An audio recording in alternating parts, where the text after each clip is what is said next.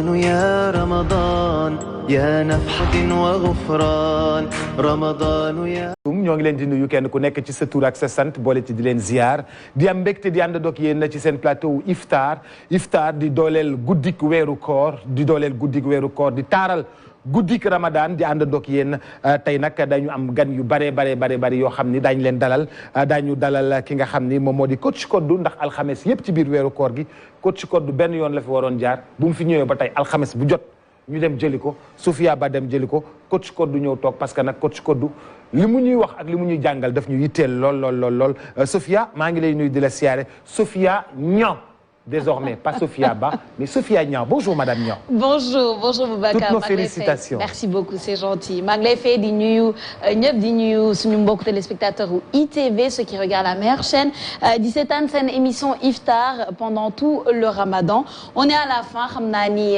téléspectateurs yi bég nañ bu baax ci émission bi. dalal coach Kodou lan ngay waxtaanee coach Kodou. Coach Kodou déjà ma koy dalal bu baax ci suñu plateau bi tey ñu war a waxtaanee un sujet assez sensible on va parler bien entendu des routines saines de nourriture mais tamit dinañ waxtaanee lépp lu jëm ci chirurgie def la différence nag entre chirurgie gastrique chirurgie pour la perte de poids ak chirurgie esthétique yi nga xamante ni xale yi ñu ngi koy def de plus en plus fii ci Sénégal mu nekk lu dangereux de temps en temps des fois et souvent am na ñoo xamante ni sax ñu ngi ciy ñàkk seen bakkan parce que voilà il y a des irrégularités qui vont avec ça on va en discuter avec coach Kodou tey ci plateau. coach Kodou ñoo ngi lay nuyu bu baax di la siyaare. maa ngi leen di fay di leen gërëm di jaajëfal ñu ñuy seetaan. mbaa yaa ngi am jàmm. maa ngi am jàmm alhamdulilah bu baax a baax. jàndaat ñu daal di jàll léegi ci waxtaan. daal di ubbi waxtaan wi ak coach Sofia. exactement Boubacar alors coach Kodou di la dalal encore ci plateau bi la dernière du mois je pense que c'est très symbolique nga nekk fii pour la dernière tu nous as accompagnés pendant les 4 jeudis de ce mois de Ramadan ñu indi fi ay waxtaan yu am solo ci lépp lu jëm ci santé ci lépp lu jëm ci hygiène de vie ci lépp lu jëm aussi ci gestion de soi gestion du temps etc tey nag c'était important pour moi ñu terminer avec un sujet bi nga xamante ni ça commence à faire beaucoup de ravages mooy les chirurgies laata ñuy dem ci chirurgie yooyu on va parler de perte de poids peut-être ñoo xamante ni voilà ils cherchent wala ils ont eu à perdre des quantités énormes de poids nan lañ koy defee pour être en bonne santé comment on le fait de la bonne manière qu'est-ce qu'il faut éviter est-ce qu'il faut éviter les régimes à répétition régimes yi nga xamante ni ay médecins yu bëri dañuy naan bon amul njëriñ noonu parce que voilà c'est finalement da ngay def yo-yo ce qu'on appelle le syndrome du yo-yo da ngay yéeg di wàcc ci ce poids parce que personne ne peut se priver constamment mais il y a aussi des routines saines yi nga xamante ni di ñu si xelal bu baax qu'on peut faire pour justement perdre du poids alors justement les routines saines et la perte de poids lan nga mën a wax ci loolu. merci beaucoup Sofia merci beaucoup si invitation bi sujet bi dama si sawar a waxtaan pour les routines saines lu ci bari lu ñuy wax ñi xam nañ ko ba pare. perte de poids saine mooy perte de poids boo xamante ne yaa ngi ko bëgg a def te bëggoo gàllankoor sa santé. yaa ngi ko bëgg a def te boo paree bëggoo dem di faju ji. donc en moyenne il faut compter quand on veut perdre du poids il faut compter à peu près 500 grammes à 1 kilo de perte par semaine. ça veut dire que ki nga xam ne bëgg na perdre 12 ba 15 kilos il faut que mu jël ko au moins ñetti weer nit bi nga xamante ne day ñëw ne la dama bëgg perte poids ndax dama am xew dans une semaine parce que dama yàkkamti kooku utul perte de poids saine. perte de poids aajewul naan garab perte de poids aajewul naan thé perte de poids aajewul yenn yëf yi ñuy jël di sonal suñu bopp parce que il faut d'abord commencer par trouver lan moo tax nga jël poids boobu. Et des fois ça peut être psychologique aussi. Il y a beaucoup de raisons.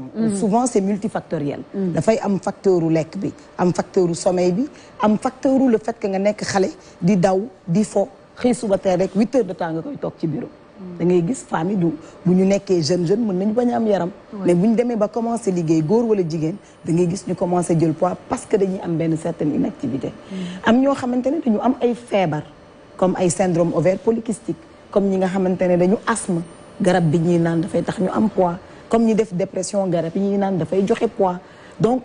nit ki su ñëwee pour perte poids la première chose c'est d'abord de trouver lan mooy raison bi tax mu jël poids ku trouver raison bi am nga 50% solution bi. c'est ça. et on ne peut pas appliquer la même chose à tout le monde.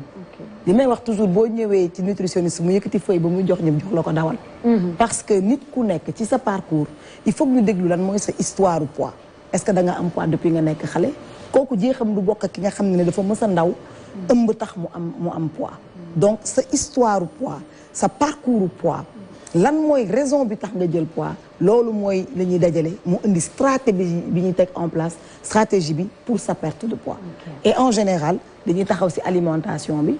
bu ñu taxawee ci alimentation bi après ñu dem ci hydratation bi suñu jógee ci loolu ñu dem ci routine sportive bi ak le fait que ñuy bouger parce que ki nga xamante ne sport 30 minutes par jour tous les jours c'est une personne sédentaire ki dem sport 3 fois par semaine c'est une personne sédentaire parce que tollootuñu foo xamante ne li may wax bayuñu on ne bêche pas on ne chasse pas on ne pêche pas waaw lépp dafa nekk suñu disposition 3 fois sport par jour.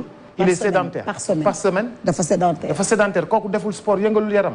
pour nga yëngal sa yaram ba ñu mën a considérer ne sédentaire il faut nga yëngal sa yaram 30 minutes par jour tous les jours parce que le corps humain est fait pour être actif mais ku toog 8 heures de temps ci bureau bayoo lekk bi fekk si la nappiwoo jën bi fekk si la nga taal sa oto teg sa clim doxoo dawal ba yegg sa biir kër mais tu es sédentaire. il te faut tous les jours 30 minutes d'activité. bu yëngal sa yaram parce que boo dëkkul woon ville dëkk ci benn village bu sori di nga dox. di nga bay di nga bàcc di nga weer. xanaa kon looloo tax waa kaw gi gën ñu wér. jeex na. looloo tax waa kaw gi gën ñu wér. même bu ñu sportul li ñuy wax nit le non exercise activité thermogénèse mooy tàng bi sa yaram di tàng ci loo xamante ne du sport mais yaa ngi koy def activité buy lakk graisse bi. ñoom ñoo ñu ko gën a élevé ñi nga xamante ne dañu dëkk en ville. ñiy dëbb di root. exactement di bay boo gisee du ñu am yenn yaram yi du seen loxo yi du lang du ñu am biir. bu ñu accoucher dafay yomb du ñu bari césarienne.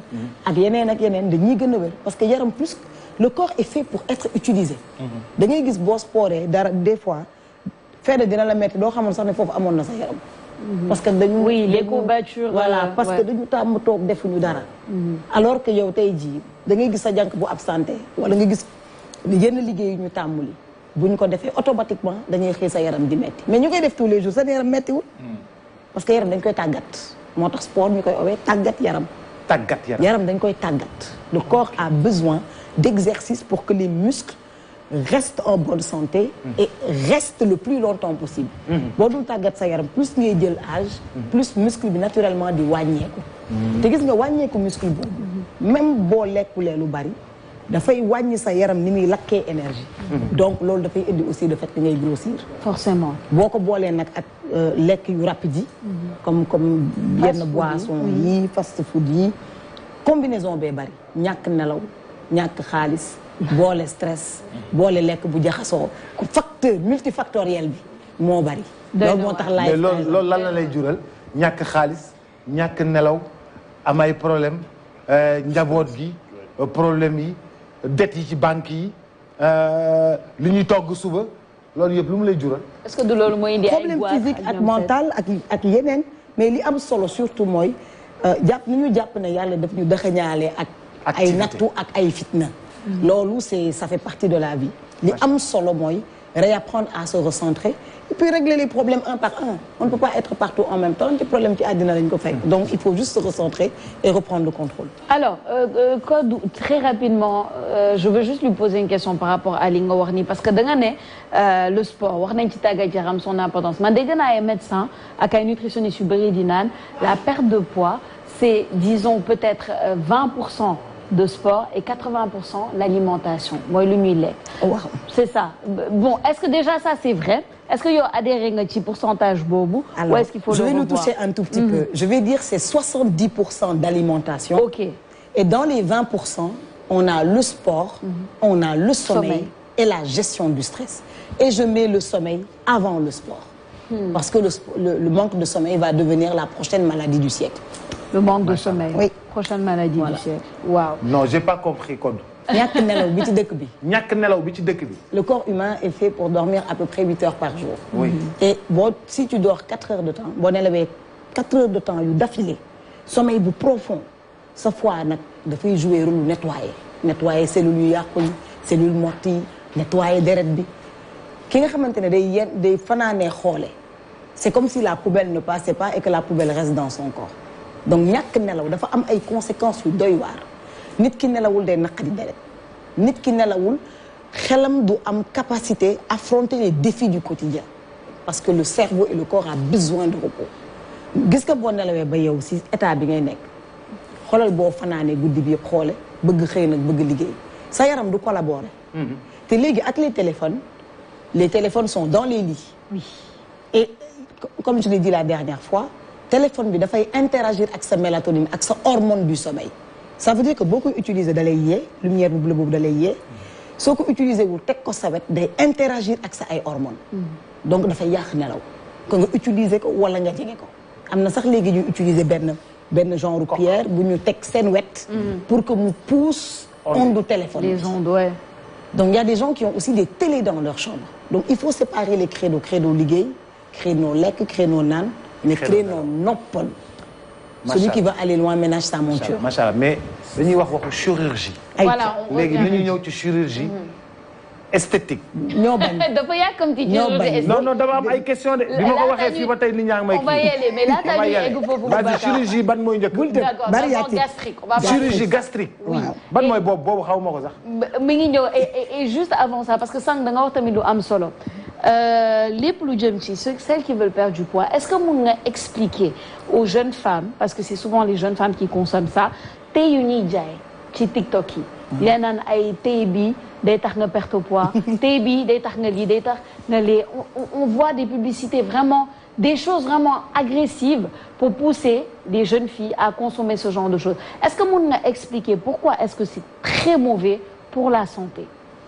alors d'abord il faut savoir que thé buy maigrir loo amul et dama leen di jox benn exemple thé buy maigrir loo amul waaw ñun dañu toog benn jour sama ñu tagge ma Facebook ma xool tag bi ndekete benn jaaykatu thé la bu dem sama page jël 40 nit yoo xam ne dama dugal seen évolution mu def ko vidéo dugal ko ci TikTok am di ko jaayee thé non mu ngi fii sama téléphone ñu woo ko ne ko man dama gis ku perte 40 kilos kooku tey di daw kooku tey dina ñëw wax fii on va mettre la vidéo ma ne ko dama gis ku perte 40 kilos man dama bëgg perte 40 kilos ki sa page bi perte na poids ak yow mu ne ma waaw day naan thé def tuuti sport ñoom ils sont tellement convaincus que le thé ne peut pas faire maigrir que pour ñu publicité foog ñu ñëw suñu ay page sàcc suñu ay image sàcc suñu ay clients jël ko di ko jaayee parce que leer na leen ne dañuy profiter sur la détresse des femmes parce que perte poids léegi nit ñi dañ ko jël def ko détresse nit day ëmb sax naan la bëgguma jël poids jigéen ju ñaaw la ñuy wooyee jigéen ju ëmb da nga koy assumer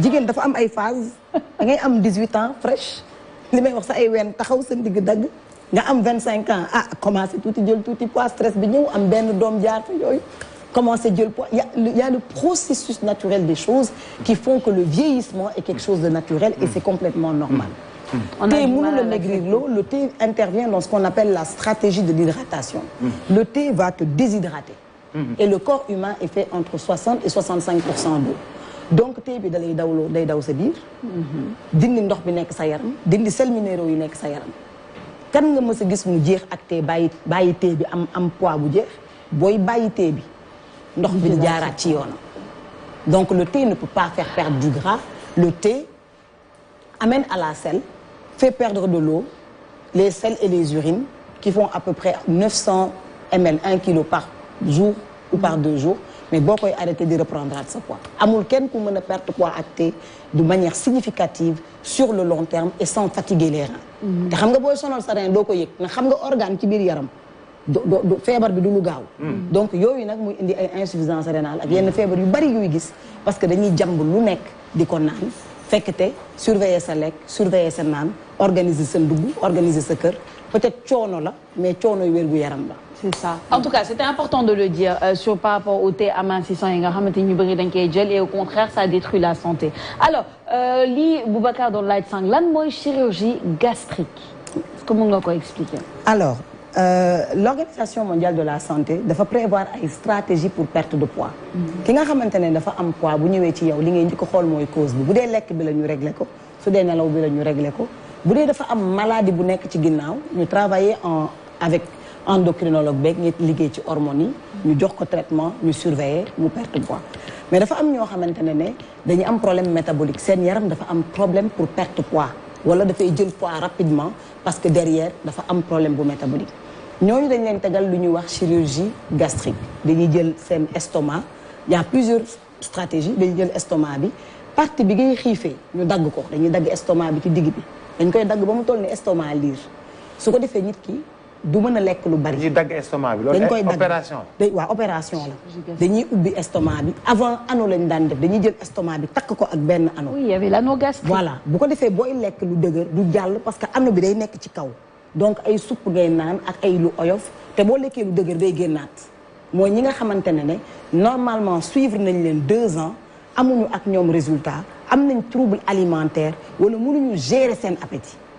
parce que hormone appétit bi ñu ko découvrir yàggul on l'a découvert en 2000 c'est récent léegi nag fi hormone boobu di jógee la ñuy dem léegi dagg ko. dagg ci sa yaram. dagg ko jël estomac bi mu ngi tëddee nii dañuy jël suuf bi yëpp ak di moitié bi la ñuy jël daggee ko ci suuf bu ñu paree ñaw. bu ñu paree jox la benn régime boo xamante ne pendant 30 jours lu liquide rek ngay mën a naan lu yaourt bu liquide wala soupe bu liquide mais j'aime bien dire ku ñu opéré wul jox la liquide 30 jours nga jeex. ku ñu opéré wul jox la liquide 30 jours régime protocole sleeve boo ko appliqué koo xamante ne kenn defalu ko sleeve mu jeex. parce que lekkoo naanoo sàqami oo boo ñu defee soupe la cay topp sax doo ko naan ndox mi rek ngay naan. ak yaourt loolu ngay dundee ak poudre protéine pendant 30 jours nga door a commencé sàqami commencé lekk.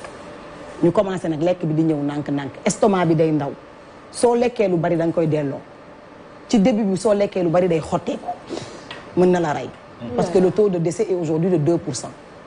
le taux de décès est de 2%. opération la yaram moom bu ñu ko xasee ba ubbi moom mënul bokk ak yaram bu ñu ubbiwul y a toujours opération bu amul risque amul. donc chirurgie bi loolu la am chirurgie bu gën a compliqué bu gën a complexe mooy bypass dañuy jël li ci kaw nii tëb estomac bi dem samp ko directement ci intestin bi nga xam ne da ngay mel ni amatoo estomac mënatoo lekk lu bari. maanaam oesophage bi nga xamante ni mooy fii lekk bi di jaar ak début estomac bi li ñuy jël. waaw def bypassé estomac bi dem yóbbu ko ci suuf. directement maanaam li ngay lekk yëpp day génn. exactement mais du jaar ci processus bi nga xamante ne day jaar ci estomac bi mu segg ko graisse yeeg yooyu dugg ci sa biir yaram. yow médecine moom développé na di. waaw mais loolu du c'est pas des protocoles yu bees mais c'est des protocoles yoo xamante ne yow boo defee par exemple 150 kilos pour 1m50 OMS dafa teg ay règles. il faut nga def IMC 40. IMC 40 mooy sa densité yaram nekk na ci obésité bu ñu owee morbide obésité boo xamante ne dans les 5 ans bu ñu ko bàyyee da lay rey. dans ce cas là opération bi dootul risque opération bee lay sauver. waaye bu dee nekkoo obésité morbide yaa ngi def 80 kilos parce que da nga am doom ce qui est normal mais totalement normal.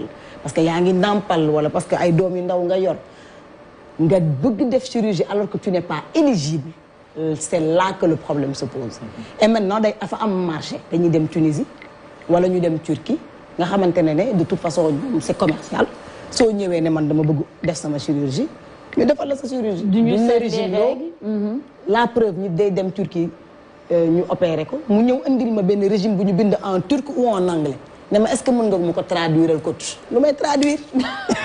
kenn du ma dugal en Turquie. régime boobu de du yomb kii nag. ki la koy bindal mu ngi jànnoog yow mu leer ko ne doo turc leer na ko ne déggoo anglais ndax mënoo leen wax. yoonam nekku si daal nga jënd sa billet ba pare boo demee buñ la hospitaliser 4 jours la da ngay nekk hôtel 5 jours après nga ñibbisi avec les risques de d'hémorragie les risques d'embolie.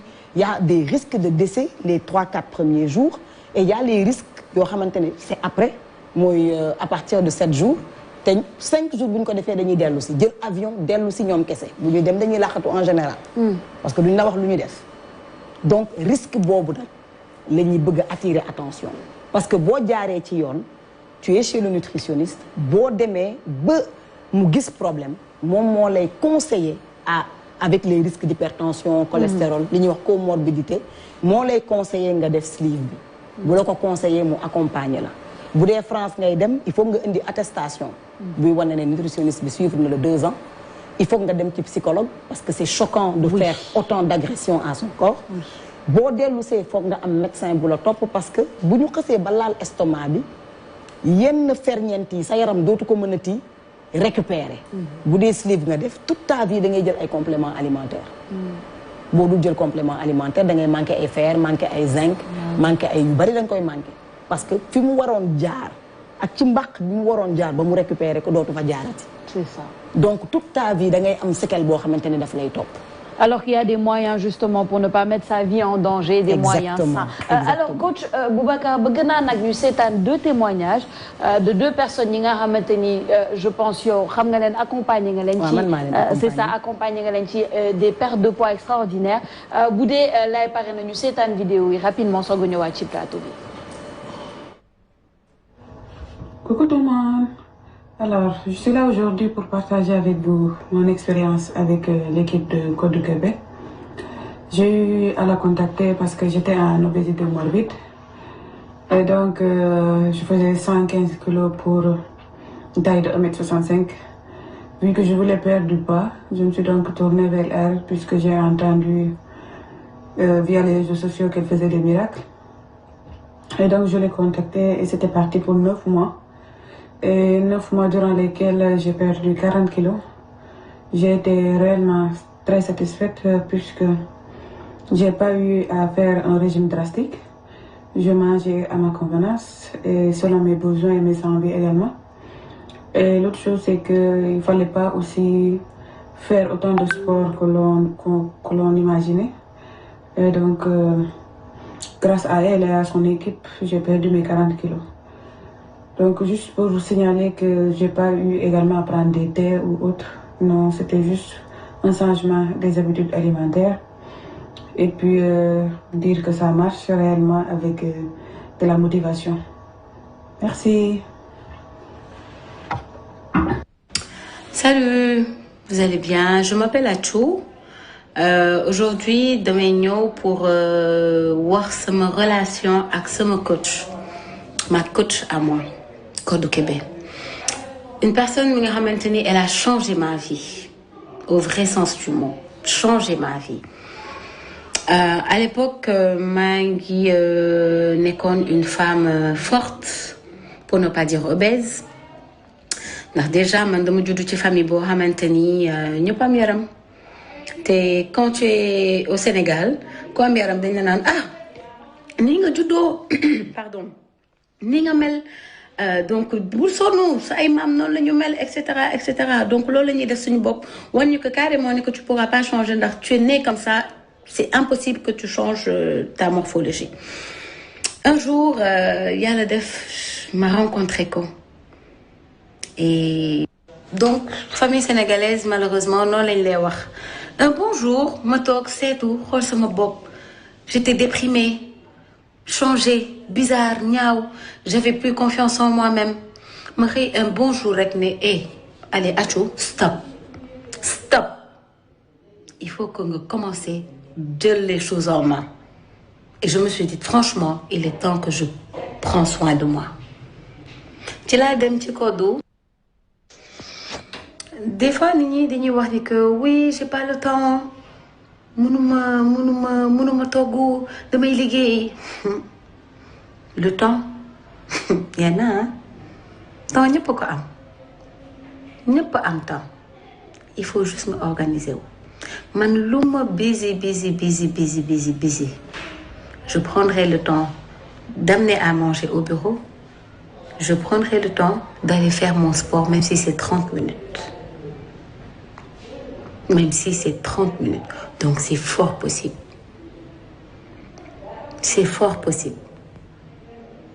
te rééquilibrage alimentaire même boo koy def tu n'es pas obligé ngay def sport yu intense non man sport man pour man relax dem changer air dem nekk ci yeneen level xam nga gis yeneen nit mais tu peux perdre du poids. Machallah. C'est fort possible gis nañ ko ci témoignage yi des pertes de 40 kilos des pertes de 16 kilos sans agresser le corps c'est possible C'est ça. Alors, coach Man, bëggoon naa léegi ñu dem rapidement parce que je pense qu'on est pressé par le temps justement de voir l'autre option yi nga xamante ni beaucoup de jeunes filles aussi les prennent, ce sont les chirurgies esthétiques aussi yi nga xamante ni ça agresse le corps. C'est très dangereux. États-Unis lañ ko daan gisee man on voyait ça avec les stars américaines ñoom Kim Kardashian et autres, on voyait ça de loin, on regardait ça de loin, mais dafa dugg fii Afrique. dafa dugg Sénégal dafa nekk Abidjan dafa nekk fii Dakar dafa nekk dans toutes les villes africaines. Maintenant de plus en plus am na ñu infiltrer justement ces jeunes femmes là qui malheureusement peut-être veulent se comparer wala veulent ressembler à ce qu'elles voient à la télé sur les réseaux sociaux jaar ci ay yoon yu doy waar et risque d'y perdre la vie ak seen chirurgie esthétique yi avec des choses yi nga xamante ni déjà même médicalement c'est pas recommandé. Est-ce que mën nga ñu wax ci loolu tuuti. waaw en général problématique bi ñuy am toujours mooy problématique image de soi. xool sa bopp xàmmee sa bopp xool sa bopp bañ a accepter sa bopp ne par exemple dama am doom donc biir bi ma am ni bugguma sport bugguma régime mais dama koy dindi parce que bugguma am biiru ku am doom donc mën nga def chirurgie ñu voilà enlever la graisse des fois diastase bi day ubbeeku bu dee da nga am plusieurs grossesses ñu ñaw ko. defaraatal leen seen yaram boo nampalee ñetti yoon sa weeni wàcc xale yëkkati waat. loolu première problématique bi sans porter de jugement c'est d'abord le fait de ne pas accepter le processus naturel des choses pour la vie d'une femme ou d'un homme. Et aussi accepter le processus naturel des choses. waaw jigéen buy nampal foog sa ween yokku après mu wàcc après c'est le processus naturel des choses. Donc c'est dangereux comme toute opération yaram comme li may wax rek kenn du ko ubbi te amul risque. Et dafa am pour perdre du ventre la première solution c'est pas la chirurgie boo defee chirurgie te changé woo sa ay habitude 1 an après biir bi day dellu si waat li indi woon biir bi day delloo si biir bi ndax changé woo li tax biir bi nekk fi donc boo dindee biir bi 1 an après da ngay amaat biir donc ñi defoon chirurgie il y a 2 ans 3 ans mais on les retrouve au cabinet. ñu ñëw naan la def naa chirurgie def naa anneau def naa liposuction def naa lii léegi il faut que ma régime. C'est-à-dire ça devient addictif doo mës a pare. doo mës a pare mais à un moment dinañ réaliser que ne organiser wu togg correctement ci biir kër gi def un peu de sport avoir une hygiène de vie ku ko commencé wul fa ngay mujjee. parce que un corps demande des choses. Tout simplement, voilà. Tout simplement. Je pense que c'était important ak li nga wax sans jugement. mais Codou opération boobu noonu. ni ñu gisee ñu koy def Turquie ñu opéré la yéegal sa wen ba ci kaw. xotti am luñ ci dugal nga def 2 jours à l'hôpital d'accord wala maximum 3 jours à l'hôpital nga génn ak say bandages dem tëddi hôtel. da ngeen di gis si avion bi. si avion waa si. ñu connaissé fii nii yëpp. waaw si avion bi da leen di gis mais nga dem tëdd hôtel amoo droit rester si hôpital bi te defal nañ la opération loolu yan risque la deret ji di couler nga yore des fois nga yore sa nu mu tuddati. sa perfusion sa perfusion. génn hôpital bi dem tëdd hôtel ak sa perfusion xamoo dara ci perfusion bi. bu perfusion bi dañ na wala dañul wala. mais il y a des décès on en a eu l'année dernière je veux dire. c'est de la maltraitance. C'est se maltraiter soi-même. C'est se maltraiter soi-même. C'est pas parce que hôpital bi daf leen dàq, c'est parce qu'elles n'ont pas les moyens de rester à l'hôpital. Elles n'ont pas les moyens de leur politique. Les gens font de la chirurgie en France partout avec des moyens dem toog hôpital 1 semaine avec un suivi di dellu France tous les 6 mois ils ont les moyens de leur politique. Donc quand on n'a pas les moyens de sa politique, on se met en danger. Oui, il y a les circuits qu'on appelle les circuits cheap. C'est vraiment des circuits cheap et parallèles et puis pas conventionnels. Je veux dire, c'est un peu risqué sans stigmatiser. bañ a tàggoo daw dem Turquie dem def ci bu la fa dara dalee ko àndoo kenn jël avion. loolu mooy tay la sa bakkan. tay la sa bakkan la c'est extrêmement risqué. léegi hanche yi ñuy yokk nag moom. hanche même chose la ñuy def dañuy génnee ci biir bi yokkal la ci hanche bi. waaw graisse yi ñuy génne la ñuy jël répartiraat ko ci yeneen partie yaram yi nga am envie mais xam nga yaram bu ñu ko xasee banaal boo ko nee jàkk rek xam yaram bu ñu laal la. waay.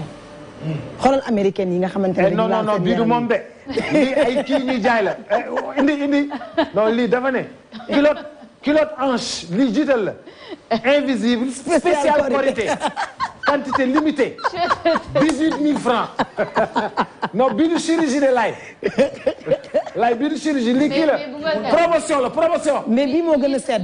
bii moo gën a sedd. bii moo gën a sedd en fait yaram dafa doy waar. damay rencontrer ñoo xam ne dañu dem opérer wala def chirurgie wala dara même bariatrique bi mais psychologiquement ils sont atteints c'est des traumas nga dem tëdd ñu ubbi sa yaram fu nekk pour pouvoir porter un jean et un pantalon. rien que pour porter un jean et un pantalon. est-ce que jar na ko. Et sans suivi psychologique. Et sans suivi psychologique en sachant que booy def bariatrique bi bu dee France dafa am protocole le suivi psychologique il est obligatoire suivi diététique c'est 2 ans c'est obligatoire. mënoo tëb ne damay opérer parcours 6 mois la ba 2 ans. Terrible. man sama client yi dem France yëpp yaa leen di defal attestation médecin bi bind la mail woo la ngeen def point mu door a entamer le protocole. mais ñi ñooy demal seen bopp dañuy suivre fii dem fii dugg fii calculer fii essayer régime fii dugg fii yéeg fii waxante fii wootante fee daje Turquie fee dugg génn bakkan dafa fort. Donc il faut pas jouer avec sa santé. Et il faut se donner les moyens de sa politique. Il faut se donner les moyens de sa politique. Pour lan wang bi noonu intéressé leen à ce point pourquoi ñu bëgg parce que c'est le regard des hommes. Bon, d'abord les femmes en général en Afrique existent à travers le regard des hommes. Ensuite on est hyper sexualisé. Ça veut dire que jigéen bi day am benn âge elle est jolie beneen âge elle est top beneen âge bon dafa màgget. beneen âge bon am na doom c'est plus la peine beneen âge divorcé na bon on peut juste jouer avec elle les femmes sont vraiment dans des cases et cases yooyu elles veulent pas rentrer dedans parce que elles existent à travers le regard des hommes. Du coup ce sont les hommes les plus atteints par les magazines quand un homme regarde une femme et quand une femme veut ressembler à Beyoncé c'est pour un homme ça veut dire que cet homme est plus atteint que la femme. man maa ngi wax ñi chirurgie mais ñi bëgg chirurgie. ñooñu noonu tamit foog ñu wax seen cas. góor ñi dañuy xool jabar bi ñu bëgg à l'image de Beyoncé. waaw dañu bëgg Beyoncé bu muuru bu génne muurum ko xam nga. Beyoncé bu muuru. waaw dañu bëgg dafa jaxasoo. li ñu bëgg Beyoncé bu génne muurum ko waaw c'est un problème parce que bu jàng alxuraan bu nekk Beyoncé bu def tuuti chirurgie bu xam nga. en fait il y a trop d'infos. Qu'est-ce qu'ils veulent les hommes en fait? Alors ça s'explique culturellement. On est de culture africaine avec une langue française arrivée sans culture et avec une religion dont on comprend pas la langue. Donc ça c'est des choses qui s'expliquent anthropologiquement, ça s'explique. Benn question fële benn question fii waaw. Qu'est-ce qu'ils veulent les hommes? keroog fii nii mooy ba ñuy waaj a aborder sujet bi moom ba ngay forcer rek bëgg see dugg. waaw waxoon nga ko jarul nga koy laaj. xaw ma ko fàtte naa ko qu'est-ce qu'ils veulent les hommes? waxam nga ko daal. wax ma dégg. damay bañ suñu waa kër di ma seetaan xam nga sama papa. sa papa alkaati la. damay dóor sa papa da lay dóor. qu'est-ce qu'ils veulent les hommes? non c'est man loolu mooy question bi. li ngeen bëgg la xale question bi mooy problème bi ndax ci góor ñi la wala ci jigéen ñi la à la limite. tout le monde est responsable. xale bu jigéen bu toog ne du ma xeesal.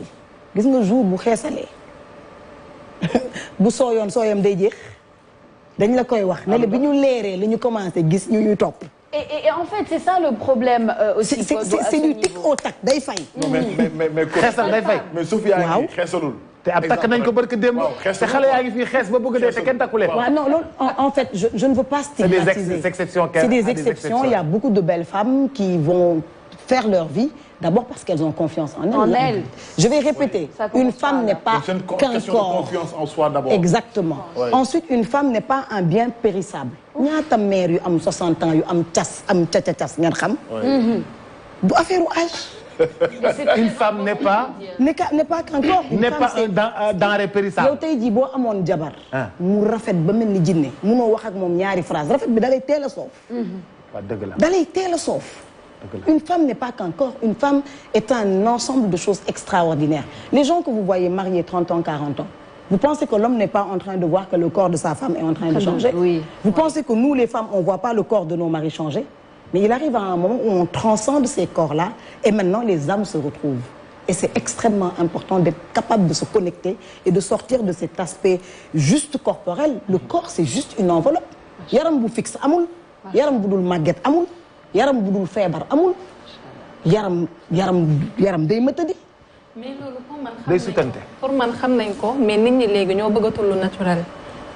c'est important tamit nit ñi di xool seen entourage ñi ñuy fréquenter parce que parfois ñoom ñooy dugal seen xel loolu comme ça yaa ngi fréquenter ku góor wala kenn sa xarit wala ñaari góor di waxtaan la plupart boo leen fekkee ñu toog xam nga lan la ñuy wax non man duma doxaan ku ñuul sama gel bi dafa xees pecc loolu déjà yaa ngi frustré ki nga xam ne mi ngi toog sa wet nga ñuul di am ay xarit ñu naan yuy xeesal ñu bëgg la see dugal naan la pourtant nag boo doon diwoo lii bëgg a gën a leer pourtant tu serais plus belle ak affaire yooyu d'où l'importance de l'éducation et de la confiance ba nit ki sax dootul am confiance ci boppam la confiance elle se construit c'est un parcours personnel nit warul ñëw fekk sa papa ak sa yaay sonn si yow nga am ay références am diine seen fi nga dëkk am ay références nga gis sa yaay am référence benn nit jugee fële ñëw décider ne sa teint dafa war a changer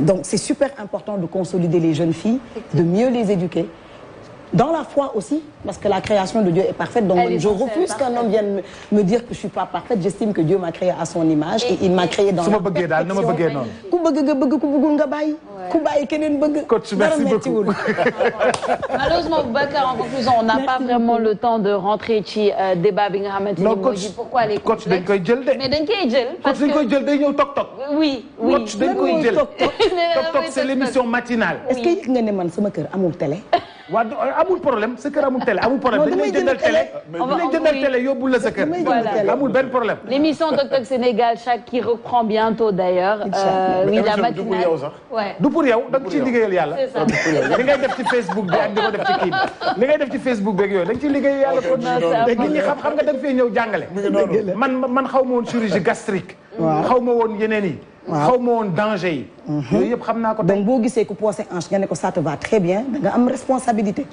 loolu la fi wax mais tamit bu ko mais vous avez une responsabilité kuy wër hanche wëral bu naturel xam nga dafa am yoo xam ne judduwaale la drapeau national mais kilote yi nag baba ana kilote non attends mais c'est que le stock est limité moo ma jaaxal daal quantité limitée quantité bi la kilote hanche invisible maanaam ku góor ki du ko gis da ngay fees dell spécial qualité quantité limitée 18 000 francs.